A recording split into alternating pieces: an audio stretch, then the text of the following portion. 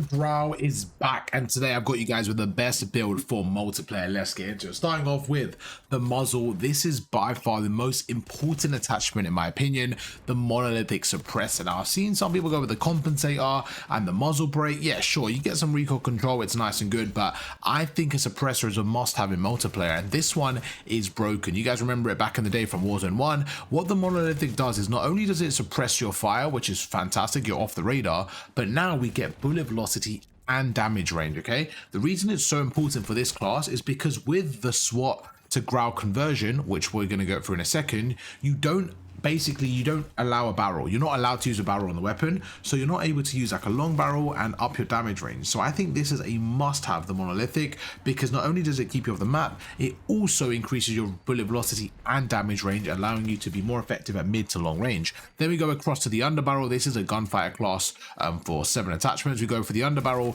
and I go with the vertical foregrip just to keep it nice and steady at that horizontal recoil control, nice and easy. Then we go over to the magazine. I think this is a must-have once again. It's actually the fully auto extended mag. Okay, it's really good, but this one, the reason why I think it's so good is because it controls your recoil by a huge amount, and you get 50 bullets. So it's one of those where you lose a little bit of ADS, but you get so much recoil control. And because we're not using the muzzle to control our recoil with the muzzle brake, this new magazine allows us to control the recoil. So we found a perfect little balance here. Rare grip, I'm always going to go the ergonomic for my ARs, but I did try quick draw, and I'm not going to lie, it felt really good on this one. It felt like it was nice and snappy. I was going around a bit faster, so you could try both. I'm still going to go the ergonomic because I prefer it a little bit more. Then we go for the stock, same situation. You could go with the balanced stock, but for an AR I always go with infiltrator just because I like the strafing speed. Now because I am using gunfire, I go for the target laser to add aiming idle sway delay and aiming walking steadiness. I feel like any laser is fine,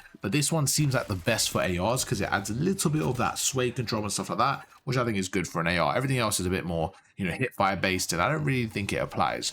But last but not least, the fire mods. If you guys are looking to getting it to turn to a Grau, right, you have to go to your SWAT 556. It's under the marksman rifle. Go to your fire mods as the attachment, and the first attachment is a SWAT 556 Grau conversion. So it essentially change your barrel to a Grau, and that's how you get it to a Grau. You lose some range, you lose some damage, and you lose recoil. What you get is movement speed, vertical and horizontal recoil control, and you get fully auto conversion. So it's just one of those where it just changes the gun, and that's my build. Just to go through again quickly: muzzle, monolithic suppressor, underbarrel vertical foregrip, magazine fully auto, rear grip is the ergonomic, stock is the infiltrator, laser is the target laser, and fire mods is the SWAT 556. Let me know down below, do you guys enjoy the build, and also what build you want to see tomorrow. Peace.